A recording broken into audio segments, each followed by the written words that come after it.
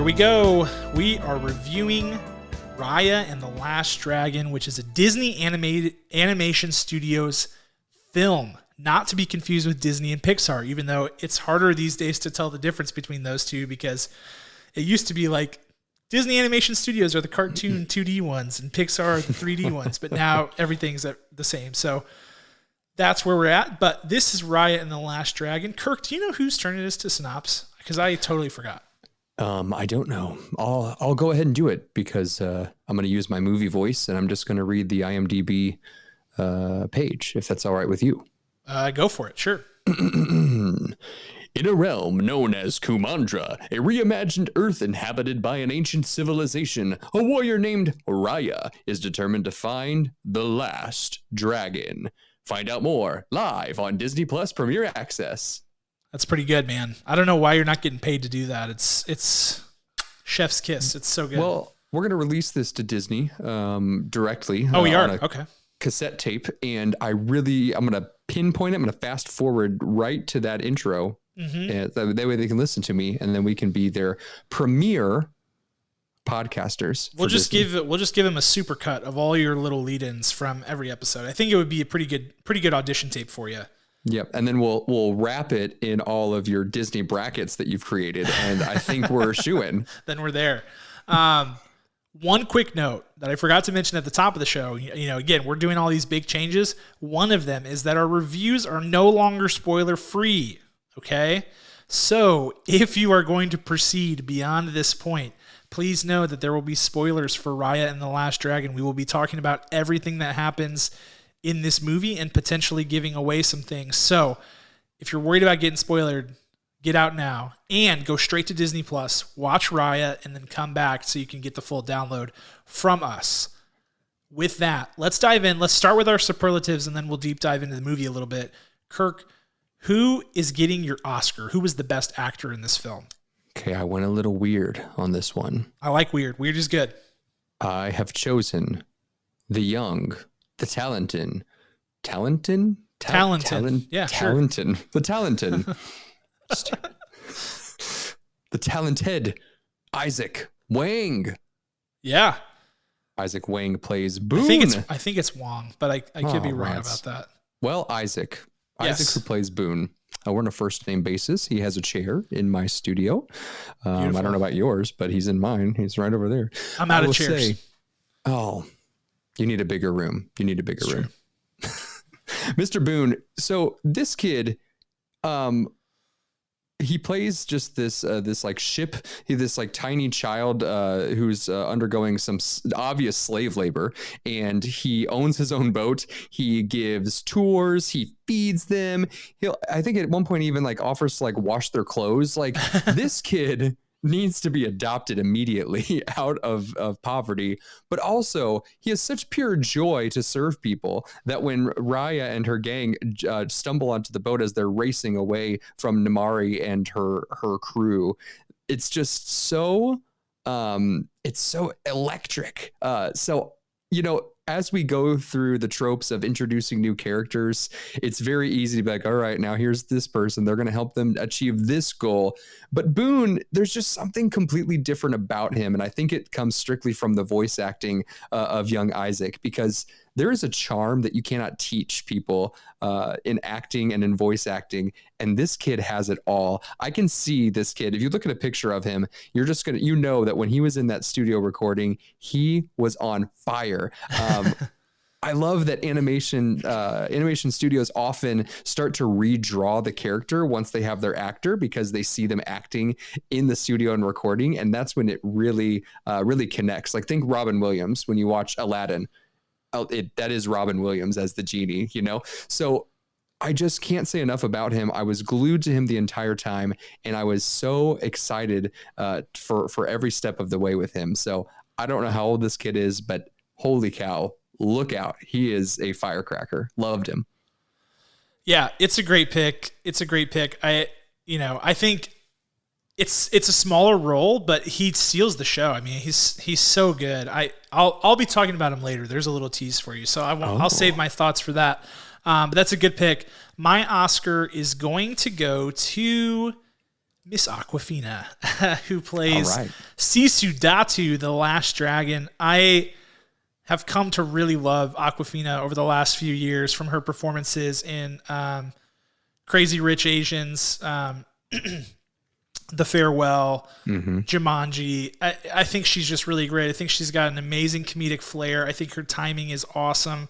But what I think sets her apart is people hire her for the comedy, but she wins because of how she's able to flip the switch and quickly segue from comedy into more serious, more, poignant tone of voice. And, doing that via voice acting is even harder because you don't get, she is a super expressive person, being someone with a comedic background. So she didn't even have the facial expressions to drive home the emotion. And yet she was the one kind of driving home those themes of trust and of, respecting one another and, giving people a chance and things like that. It wasn't Raya. Raya was the one being taken to school. She was the one learning the lessons, and it was all being delivered by the dragon, who, in the trailers looks like one of these bit parts that Disney does with their like sidekick roles, but it was so much more than that. And I thought Aquafina was the perfect choice. It's not because, she transformed her voice so much, but it's that she gave such an honest performance and was able to, when the dialogue got serious and they were talking about like big macro themes about the movie to drive home the thesis of the movie, she was killing it. And she was right there driving the boat. And so had to be Aquafina, even though Kelly Marie Tran was awesome too. Excellent. I was really worried, as you say, like a bit part. I was horrified when they introduced her, thinking that it was going to be something a la Brave with the mom as the bear. And I was like, this is going to be terrible. Like, I was really quite scared from the trailer and when it actualized in the film in real time, even to the point where when you first see her as the dragon, Aquafina, to my point again, like, you need to draw the animation like the actor, because that's what really gives it life. It doesn't have to be like one for one, because then of course there's no artistry there, but you need to get some characteristics. So as soon as they were able to make Aquafina into a real person when she grabbed the gem, that was real. That was where her storyline took off for me. So Aquafina, fantastic choice. Nice. And who have you got as your scene stealer, Kirk? My scene stealer goes to Miss Raya. Kelly Marie Tran. Yeah. This was one that I was reluctant to choose for many months before this movie came out, because as a Degrassi fan, there needs to be a hand symbol for Cassie Steele. I stand with you, Cassie Steele. I think that really the movie had some crazy moments where you can kind of like track, like, was that for the other voice actress, or was that for Kelly Marie Tran? You can kind of see, because we've seen Kelly Marie Tran in a couple of things now. We know that Cassie Steele has a full filmography as a teenager and plus, and so there are moments in here where you don't know really quite what you're going to get. There's a little bit of a disconnect. However, Kelly Marie Tran does not sound like herself. And I have to say that when I can't understand what actor is voicing you, that's a big win, huge win. So not that you have to disguise yourself so much, because obviously Aquafina did not, and she was fantastic. But really, if you can really disappear into the role, and I can't pinpoint you without pulling up IMDb, well, there you go. You win it for me. Just some really nuanced vocal work, some really nothing over the top, no screaming, no, when you're sighing on a film that only your voice is available for and not your body, only the character's body. I just felt like what energy she put into it and matched it perfectly. So I just got to go with her. Love it. I love it. I think it's a great choice. I think she was really good, and I didn't pick her for any of my superlatives, and I was feeling a little guilty about that because she was so good. But that's awesome. That's a great choice. For my scene stealer, I'm going, as I teased earlier, I'm going with Isaac Wong, who played Captain Boone. I agree with everything you said, Kirk, and I think it's just so interesting to have a character like that who just immediately steals the show and has very little dialogue, but is like quickly the most beloved character. His delivery was so hilarious. he actually is the one driving my first hard laughs in the movie, not Sisu, who like we meet her shortly before we meet Boone, but Boone is the first one that I remember watching and laughing out loud. Because when he's like, we got shrimp, we got kanji, we got a shrimp kanji that won't quit. Just it's the character animation along with that voice is just so good. And when they're like, who's the captain of this ship? And he's like, oh, let me go get him real quick. And he turns around and does his hair. And he's like, Captain Boone at your service, Chief Financial Officer of the Shrimp Port. Like, it's just, it was so money. He just owned that scene. And I was laughing out loud because it was, you knew what was coming, but it was so well done and so well delivered. It just really felt like that character was built around the person who was playing it. And I just loved every second of it. And my kid went to the Disney store the other day, Marshall, and bought a Captain Boone plush. And I was like, yes, that's so awesome. Amazing. Yeah. Amazing.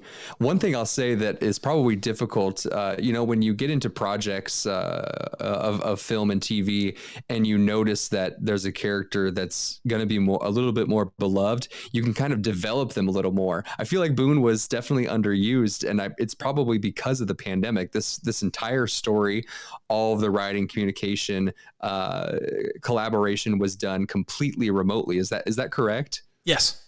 Yeah. Mm-hmm. So then when you put that together, there might have been an opportunity to say, hey, listen, this actor who's playing Boone has this booming magnetic voice for being like a 7-year-old boy. And the character himself that we've written is actually a bigger deal. So let's extrapolate on that. And I feel like he gets his day, in the spotlight, but I really think they could have pushed it even more. So maybe Raya and the Last Dragon 2 will give us that. Yeah. Yeah, we could see it. It could be possible. And I think, like you said, with the pandemic and with the fact that they had a huge shakeup on the production side of this with, switching out some voice actors, switching out producers, like it got crazy there in the 11th hour of this movie.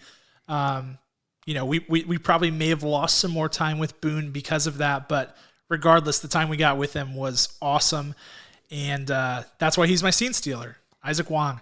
Okay, excellent. Let's move into Showstopper, Kirk. What was the thing about this movie that knocked your socks off? My showstopper is extremely specific for this film. Love it. It's how could I say it philosophically? Hold on one second. I would say the reflection of innocence is what I'd like to call it. The reflection of innocence. So at the beginning of the film, we see Raya as a tiny child, and we're seeing her interact with her parents. And what the biggest thing to notice is that her father, played by Daniel Day-Kim, I think his name is Benja. Yeah, Chief Benja. Yep. Chief Benja. He looks exactly like Daniel Day-Kim. I mean, there's no like Disney loves to do, because it's kids movies. They change the proportions of hands and faces and eyes and everything, which is perfect for kids movies. But in this film, most of the adults, the proportions of their face and their bodies are correct. They're to scale for the most part. But when you see the children, they're not. They have the big Disney eyes. They have the even rounder faces. And I just think that showing that is very key to how this story goes. Even when they age her up and Namari up, we still see them among all the other people. We still see their eyes just barely a little bit bigger, brighter, with eyes like children. And that, just that specificity to add to the story on hope, on a child's seeing things through a child's eyes was huge for me. And I noticed it right away, and I kept looking at everyone's proportions throughout the rest of the film. So that's my showstopper. It's a great call. It's a really great call and a great note, because I think, to your point, the themes around this movie are largely about hope and about trust. And so you have to, in order to tell a story about trust, which is a hard thing to teach people, and I mean, they cover it from all angles. They talk about, how like, they indirectly talk about how we inherit distrust from our parents, how distrust goes back for generations and generations, and how hard it is to trust somebody, and how it takes somebody to give a sacrifice to to instill trust in others, like powerful stuff. And it won't work unless you trust the characters and you see them in that light. So I think your call out is absolutely money. And I think I love the other, it's not my showstopper, but I also, another fact to your point is like, there is no human villain in this movie. They kind of act like there's going to be, and they kind of lead you down that path. But the real villain is a supernatural entity that is like, what have they described it? It's the Droon, and they're described as like being created through human discord. It's a product of the distrust that we have in one another, but it's important in a movie based on trust that you have no human villain. And so they understood what they had to do to drive these themes home, and they didn't miss any detail with it, to your point. So good call out. My showstopper is the art direction in this movie, which was phenomenal. I cannot overstate it. It was so good. First of all, the actual artwork on the characters was leaps and bounds better than any animated movie I have seen in recent memory. The character faces, the hair, everything was just, I don't know if they got new technology over at Disney Animation Studios or what, but it was clearly a step above anything we've seen recently from them. What would have even been the most recent? Would it have been Frozen 2? Is that the most recent Disney Animation Studios film we got? Yes. I think it is. And it was, I mean, from the first shot, I was like, whoa, those people look so real. The way that their faces moved whenever they talk, it was crazy, but still stylized in that Disney way so that it's like, I say real. They were real in the way that they interacted, but they still looked like Disney cartoony people. I was blown away. I actually saw a few months ago that Disney Animation Studios and Pixar won a achievement in art award for their hair modeling system that these computer engineers came up with. And man, it was working overtime in this movie. They've got a really bright bunch of engineers over there creating their development software because it just looked incredible. And also the lighting in this movie, the lighting in the animated movie was so great. Yeah. They were using it in all kinds of different creative ways, especially during the fight sequences, of which there were actually many in this movie, which was a nice change of pace for Disney Animated Studios film. And finally, the aesthetic, the color palettes that they chose were extraordinarily unique. They used tons of different textures. They were really smart in creating this world where there's these 5 different regions that have very different like climates and types of people who live there. It just created a really dynamic and beautiful film to watch, and I thought it just killed. From beginning to the end of the movie, I was like, man, they just absolutely blasted the artwork out of the park. It's not even close. And you layer onto that the fact that most of this was done remotely, if not all of it. Unbelievable. Truly, like, unbelievable. Yeah, you're right. You know, I think that's why I was a little worried about this film, because it did look so different from everything else we've seen. Every other Disney animation movie studio is very bright, and this one is not bleak, but it's very orange and brown and purple. Yeah, they're using these like deeper hues. Yeah. Yeah, so that's I was worried that this would be their next big flop after Chicken Little. You know, that's really the last. That's the bar. That's a low bar, dude. And I was worried. I was like, it's gonna be just like, this is Chicken Little the sequel. But no, it was very very engaging, very exciting to watch. Yeah, for sure. I agree. All right, director shoes. What are your notes? What would you change, or what would you tell them to change? So this story kind of loses its edge. I will say that I don't think the story was original enough. The imagery was unique enough, but I mean, we've seen it before. You know, the very opening of this was Moana Part 2. The exact same type of storytelling. And to be fair, it's also Southeast Asian culture. You know, so that's fair. But you know, you just released Moana within the past decade, so that I could have done something different. I could have written it myself and produced it, acted it, the whole thing. I also think that we've got a little bit of Infinity Stones. We've got a little bit of the Trolls blueprint, the Trolls World Tour blueprint of here's all these different things. They're all separate and unique in their own way. And this is a certain, we've got Talon, we've got Fang, we've got Heart, we've got Tail. Those things. They're the Infinity Stones. They really are. Like, let's put the dragon back together to unlock the mystery. I mean, there's more to it than that, but it felt very much like that in my eyes. So I feel like they were close. It's just too recent to do that. That it just felt too familiar. And Disney is always the king of making things brand new, or taking that, but really spinning it on its head and making you think that you're walking down one path and then jarring to the left. Yeah, sure. We'll have some big disagreements on that when I go into my overall thoughts, but that's good. I think that it's good that we have disagreements because it makes for a more interesting discussion.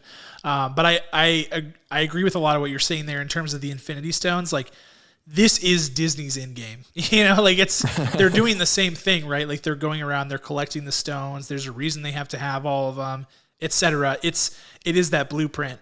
My director's shoes is that, and this is an interesting one for me, and it's nitpicky to an extent, but at times the dialogue felt forced. But what's interesting is that it wasn't the serious dialogue. It was the lighthearted, funny dialogue that sometimes you're like, you're forcing it a little too much. Like, especially I think that initial conversation between Namari and young Namari and young Raya, where Raya's like, who would want to wear this on the regular? Like, they're saying things that I'm like, it feels a little forced. I know you're trying to relate to kids, so like I see that, but there were just like little small talk moments where I was like, this needs more polish. It's like, this isn't terrible, but like, let's spin up 3, 4, 5 more concepts for this interaction and see where we land, because I think that they didn't fully flesh those out. I think the parts where they were talking about the serious stuff were super well written. Like, there's that one conversation between Raya and Sisu where they're kind of like exploring their differences, and Raya's like, the world is broken. You can't trust anybody. And Sisu's like, maybe the world's broken because you can't trust anybody. Like, that was a great line, and one that I was like, hey, kids movie, let's go. This is well done. I was not expecting that left hook. But it was the other parts. It's almost like they thought the chitter chatter might be a little bit easier, and so they let their foot off the gas a little bit or something. I'm not really sure, but that's my one note. It was a little too noticeable for me. Like, I shouldn't be picking up on stuff like that, and I was. So that's my one critique there. And then we're ready now for our final thoughts and scores. I need a graphic to unveil my. Oh, that was beautiful. Oh, thank you. It's front and center here. I will say that I dipped in and out of sleep here at the end of the film. I will admit that. I'm not ashamed to say that. I really, really did think this movie lost its steam and became too much of a blueprint at the latter half of this, even with all of the fun action that was very different from what we've seen before. So it's very simple for me to score this. It's not the best that we've seen Disney at, but it's 100% not the Chicken Little. So I'm going to give this 6.5 kernels out of 10. Wow. That is a low score by my assumption, but that's good. Let's be different. Let's have difference of opinion. So here's what I would say about this movie. I hear your thoughts about how it's a blueprint, and I would counter with the fact that I actually think this might be, and this is not hyperbole, I truly believe this might be the most original Disney Animation Studios movie ever created, and here's why. If you look back at everything that Disney Animation Studios has done, it's all adaptations of pre-created materials. Lion King was based on Hamlet. Frozen's based on whatever, the Ice Queen, even though they changed that story a ton. Even Moana based off of, Polynesian folk tales. If you go back through the list, there are very few things that are actually original world-bending world building source material. I think Wreck-It Ralph is on that list, which is an original concept for sure, but like not something that people haven't thought about before. And so when I look at this and I look at the fact that they created a world that had all these different regions and different textures and colors, and the design, the character design was different and the costumes were different. I'm looking at this saying, wow, they, while using some tropes that are common, which is, that happens, they created something really original here, which is something that Disney doesn't usually do. They like to take stories that are surefire wins and then, adapt them in the Disney way. So I was pleasantly surprised by that. And I was like, hey, I'm ready to explore this world of Kumandra a little bit more. I think, I don't know where they would go with the sequel, but maybe they could do a prequel. I know Raya wouldn't be in it or anything, but I think there's opportunity here within this world. Maybe they spin up a Disney Plus series or something like that. I really think they've created something special. And I thought that the movie thematically was strong. I thought the art was unbelievably, mind-blowingly awesome. And so, I don't know. For me, this is a really good movie. And I've been debating how high I go with it because I really loved it so much. It was one of those things where I like turned it on kind of expecting to like it like I like all Disney movies, but not love it because I just didn't really know what it was. And then I loved the fact that I didn't know what it was. So I have been teetering between a couple of scores, but I think I'm going to give this a 9.6 out of 10. I thought it was so good. Wow. I hope we see more of it. I hope they do it right if we're going to see more of it, but I think kudos to them for making a project that was just very different from the typical mold for them, and they took the art to the next level. So for me, it's a 9.6 out of 10. Woo!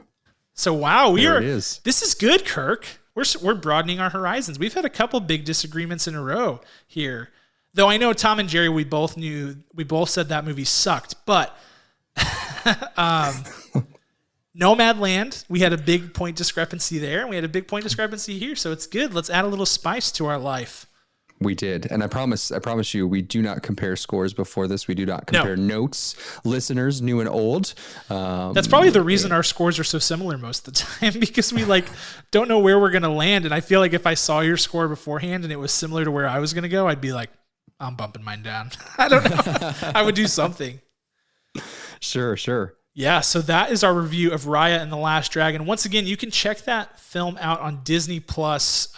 If you ask me if it's worth the $30, I'd probably say yes. Kirk sounds like he might say, let's wait until it hits Disney Plus regular subscription, which is fine as well. But let us know your thoughts on this movie. I think it's a really interesting case study and a really, I don't know, I mean, no matter what movie, creating a movie in a pandemic remotely is an incredible thing. So kudos to them.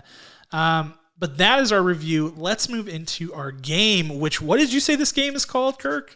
This is called Cam and the Last Dragon. Oh my Lord. Okay. Let me hold on. Let me get mentally prepared for this. And let me also put a little music. Yeah, yes. Let's do it. Yes. How's that?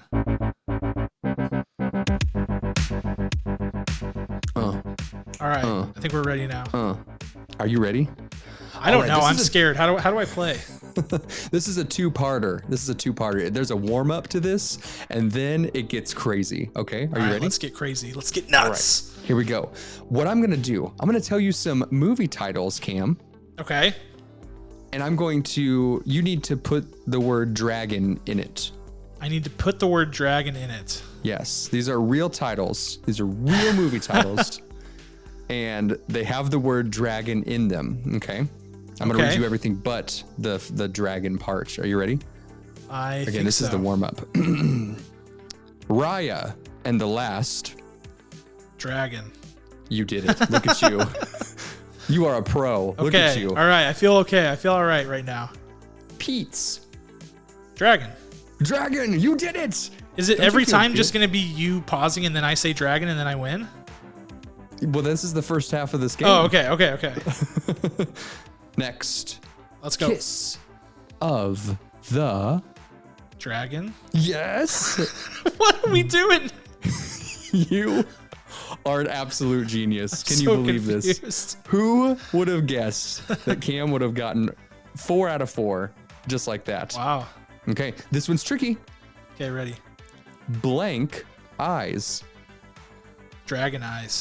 That is correct. Yes! I'm crushing this. Ladies and gentlemen, how does he do it? And the last part of our warm-up. Oh, this is still the Crouching. warm-up. Crap. This is still the warm-up. The last part of the warm-up. Crouching tiger. Hidden dragon.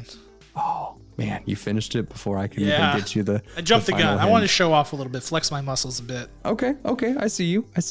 Now, it gets tricky. Because the flip side of that is I give you only the word dragon, and you must guess what film it is. How is that even possible? It's not. I'll give you a clue with each one. Okay. Are you ready? Sure. Just think back to all the wins you just had, Cam. Yes, I will with try. this wonderful game. Here we go. Blank dragon. Your clue is Mr. Scott Wolf. Scott the actor. Wolf. Yeah.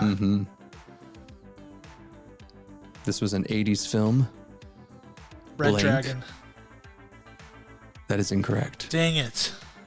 It's older, much older. Oh, I don't know. Think of twins. Think of martial arts. Think of Scott Wolf. Nothing comes to mind when I hear the name Scott Wolf. Oh man. Not even a little bit. The answer is Double Dragon. Yeah, I have no idea what that is. You don't know Double Dragon, Cam? No, I don't know Double Dragon. It's one of the greatest. It's a fantastic. Well, I don't know if it was a cartoon first or if it was automatically always martial arts, but it is a fantastic romp of twins who have powers of strength and might and will. Well, you're renting that this weekend. Okay, you ready? Here we go. It has a 13% on Rotten Tomatoes, so it's Yeah. not totally surprising that I haven't seen this movie. No. It's absolutely film gold. Okay, are you ready for Okay. your next one? I guess. Here we go. Blank, blank, blank, blank. Dragon. Your clue. Lord. Your clue is. It is an award-winning cartoon. How to Train Your Dragon. You did it! Yes. Yes. I should have led with that one as the example, not. Yeah, not Scott Wolf. I'm not watching that movie. You can't make me. No, you need to. I once sat approximately 6 feet away from Scott Wolf. I could have stood up and shook his hand, and I should have. It would have changed the course of my life, but I didn't, and here I am. Yeah. It did change the course of your life for the worst. It did. But then I wouldn't be here playing Cam and the Last Dragon. Your next one. Blank. I'm sorry, I take that back. Your next one. Dragon, blank, blank. Your clue. Blank, blank. Okay. Your clue is Super San. Dragon Ball Z? That is correct. It's Super Good Saiyan, job. Kirk. Come on. It's if you're gonna pander, at least do it right. That's not a movie. I mean, there are movies. Exactly. Yeah, okay. That's fair. I'm just summing them up because if I were to get into the really specific 8-word Yeah. title after the colon, we'd be here all night. we would. We'd be here We all would. night. It's true.